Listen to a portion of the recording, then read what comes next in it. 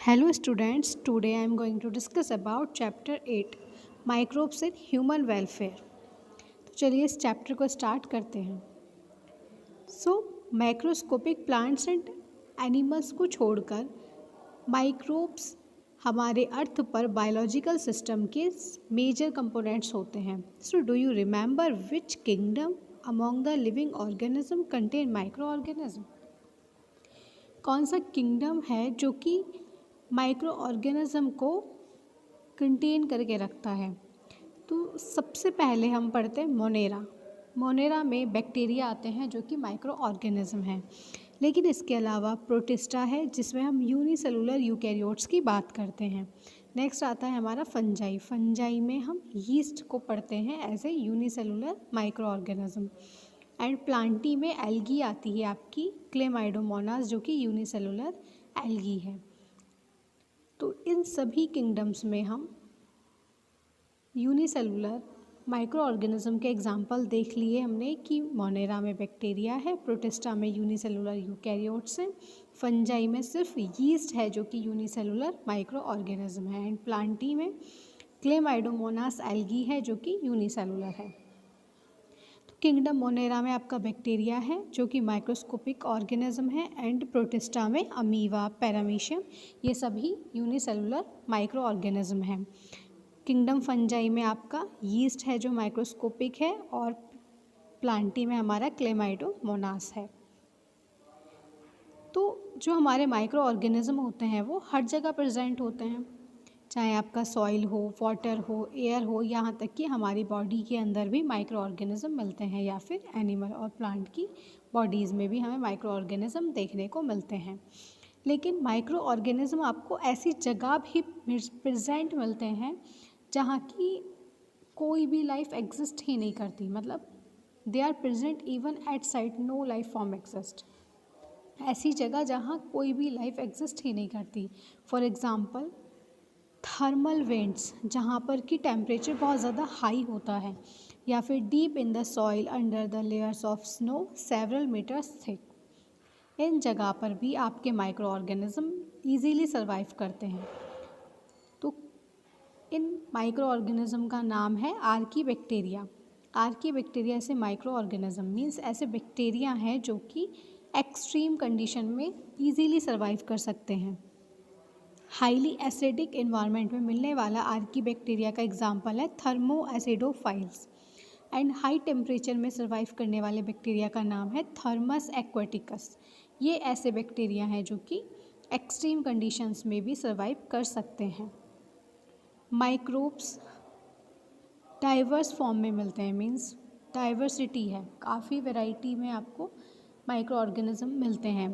Protozoa, bacteria, fungi, microscopic animals, plants, viruses, viroids, prions.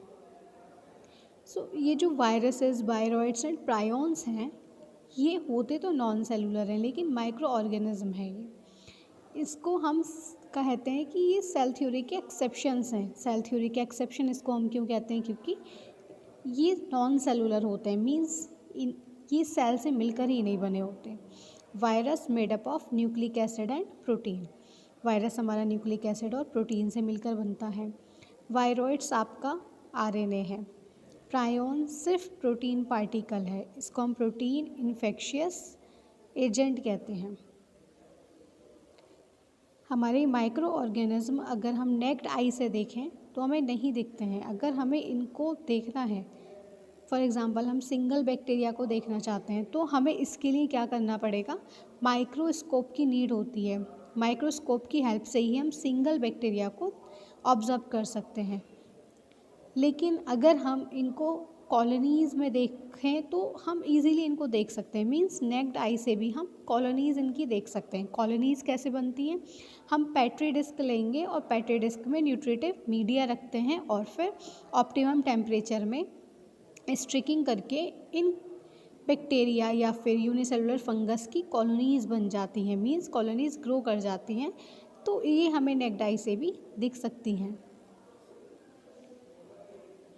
Chapter 7 में हमने पढ़ा था कि माइक्रो ऑर्गेनिज्म डिसीज़ कॉज करते हैं एनिमल्स में, प्लांट्स में एंड ह्यूमंस में। लेकिन इस चैप्टर में हम पढ़ेंगे कि सिर्फ माइक्रो ऑर्गेनिज्म हमारे लिए हार्मफुल ही नहीं होते, बल्कि ये हमारे लिए बेनिफिशियल भी होते हैं, हमारे लिए यूज़फुल भी होते हैं। हम डिफरेंट वेज देखेंगे कि किस तरह से इन माइक्रोब्स का ह्यूमन वेलफेयर के लिए इम्पोर्टेंट कंट्रीब्यूशन रहा है। तो चलिए देखते हैं कि किस तरह से ये माइक्रो ऑर्गेनिज्म ह्यूमन के वेलफेयर के लिए बेनिफिशियल हैं। So microbes in household products, household का क्या मतलब होता है, घर में यूज़ होने वाले प्रोडक्ट्स को बनाने के लिए हम माइक्रो ऑर्गेनिज्म का यूज़ करते हैं।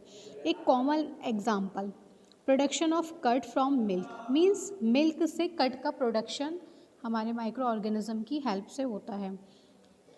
फॉर एग्ज़ाम्पल लैक्टोबैसिलस बैक्टीरिया, ये बैक्टीरिया क्या करता है, मिल्क में एक कैजिन प्रोटीन मिलती है, उसको पार्शली डाइजेस्ट कर देता है, उसको कोगुलेटेड पार्शली डाइजेस्ट करता है, जिसकी वजह से हमारा जो मिल्क है वो कर्ड में कन्वर्ट हो जाता है। लैक्टोबैसिलस जो बैक्टीरिया है, इसको हम लैक्टिक एसिड बैक्टीरिया भी कहते हैं, ये लैक्टिक एसिड प्रोड्यूस करता है। लैक्टिक एसिड हमारे लिए बेनिफिशियल होता है, इसकी प्रेजेंस की वजह से कर्ड में विटामिन B12 की क्वांटिटी इंक्रीज़ हो जाती है। इसी वजह से हमारा जो कर्ड है वो बेनिफिशियल होता है उसको कंज्यूम करना। Lactic acid bacteria lactic acid produce करता है, जो कि हमारे स्टमक के लिए भी बेनिफिशियल होता है।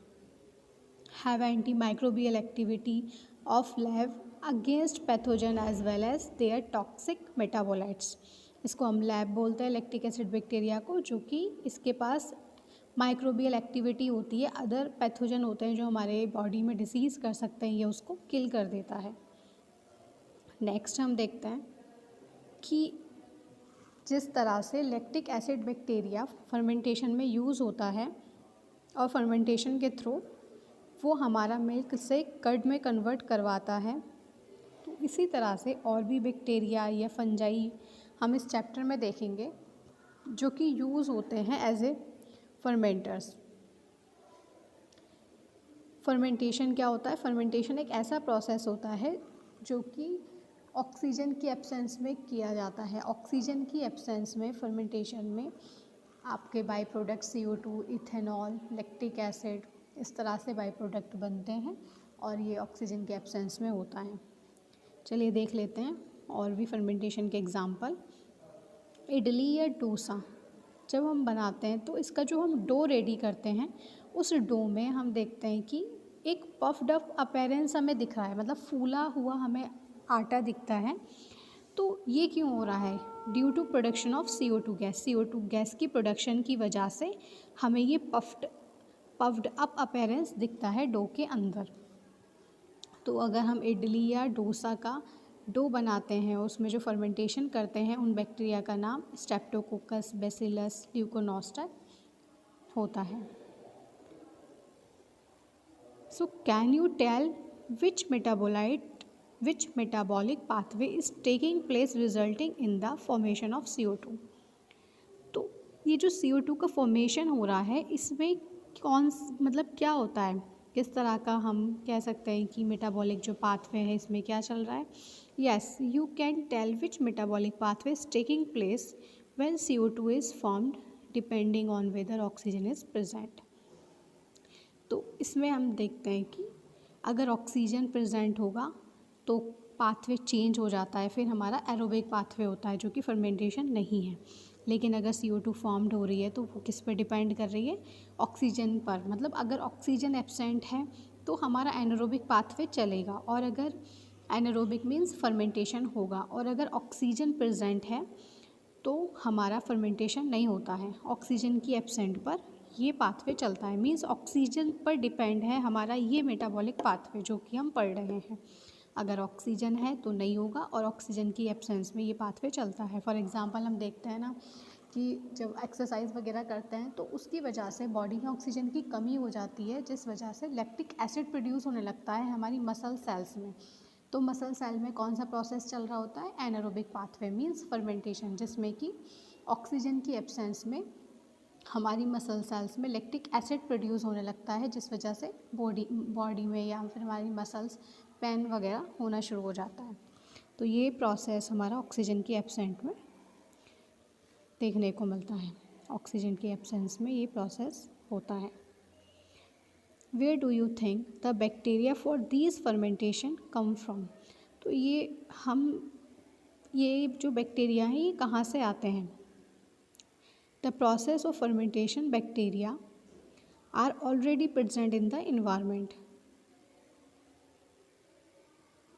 दे start the process of fermentation as soon as they find suitable condition. तो ये जो फर्मेंटेशन का प्रोसेस चल रहा है ये बैक्टीरिया कहाँ से आते हैं? तो हमें पता है कि इन्वायरमेंट में काफ़ी बैक्टीरिया प्रेजेंट है, लेकिन अगर इनको सूटेबल इन्वायरमेंट दिया जाएगा तो ये ग्रो कर जाते हैं। Bakers yeast. बेकर्स यीस्ट क्या है? बेकर्स यीस्ट आपकी सैक्रोमाइसिस सेरेविसी है, हमारी यूनिसेलुलर फंजाई। अगर इसको हम बेकरी में यूज़ कर रहे हैं तो इसको बेकर्स यीस्ट बोलेंगे, और अगर हम इसको यूज़ करेंगे बेवरेजेस बनाने में तो इसको हम बोलेंगे ब्रूअर्स यीस्ट।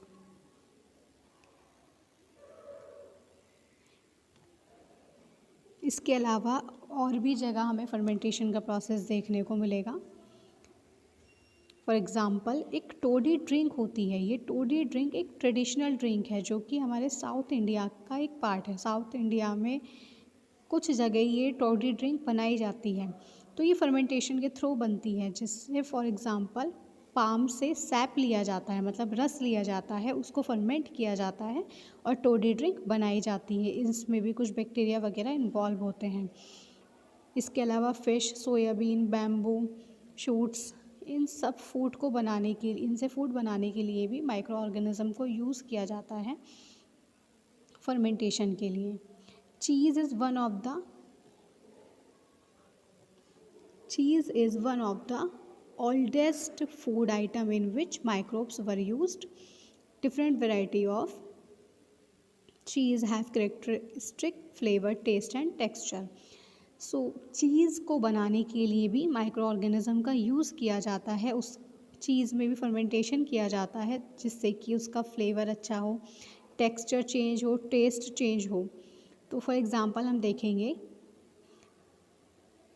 प्रोपायोनी बैक्टीरियम सरमानी। प्रोपायोनी बैक्टीरियम सरमानी एक बैक्टीरिया है। इस बैक्टीरिया का यूज़ किया जाता है स्विस चीज़ बनाने के लिए। स्विस चीज़ में जो लार्ज होल होते हैं वो क्यों होते हैं? CO2 के प्रोडक्शन की वजह से। CO2 की प्रोडक्शन की वजह से हमें स्विस चीज़ में लार्ज होल देखने को मिलते हैं। नेक्स्ट है हमारे रॉकफोर्ट चीज़। रॉकफोर्ट चीज़ को बनाया जाता है रॉकफोर्टी फंजाई से। ये क्यों रॉकफोर्टी फंजाई से क्यों रॉकफोर्ट चीज़ बनाया जाता है? क्योंकि हमें इसमें पर्टिकुलर फ्लेवर देना पड़ता है। पर्टिकुलर फ्लेवर की वजह से इस फंगस के थ्रू फर्मेंट किया जाता है रॉकफोर्ट चीज़। नेक्स्ट है हमारा microbes in industrial production. Microbes को हम इंडस्ट्रियल प्रोडक्शन के लिए भी यूज़ करते हैं। इंडस्ट्रियल प्रोडक्ट्स वगैरह बनाने होते हैं तब भी माइक्रो ऑर्गेनिज़म को लार्ज स्केल पर यूज़ किया जाता है। फॉर एग्ज़ाम्पल देख लेते हैं beverages and antibiotics. Beverages antibiotics बनाने के लिए भी हम माइक्रो ऑर्गेनिज़म को यूज़ करते हैं। माइक्रो ऑर्गेनिज़म के इस्तेमाल से हम काफ़ी तरह के अपने फूड प्रोडक्ट्स, इंडस्ट्रियल प्रोडक्ट्स को बनाते हैं। फर्मेंटेशन क्या होता है? फर्मेंटेशन एक प्रोसेस है जो कि ऑक्सीजन की एब्सेंस में होता है। जिन वेसल्स में ये फर्मेंटेशन का प्रोसेस होता है उनको हम फर्मेंटर्स कहते हैं। मतलब जिस वेसल के अंदर हम इस पूरे प्रोसेस को करते हैं उसको हम फर्मेंटर्स कहते हैं। फर्मेंटेशन क्या होता है ये हमने देख लिया। Lack of oxygen means oxygen की एब्सेंस में ये प्रोसेस होता है। नेक्स्ट है हमारे fermented beverages. Fermented beverages yeast have been used from time immemorial for the production of beverages. Means yeast को बहुत टाइम पहले से ही बेवरेजेस बनाने के लिए यूज़ किया जाता है। Like wine, beer, whisky, brandy और रम, इस तरह से बेवरेजेस बनाए जाते हैं इस यीस्ट की हेल्प से। तो बेवरेजेस बना रहे हैं तो इसको क्या बोलेंगे, ब्रूअर्स यीस्ट बोला जाएगा इसको।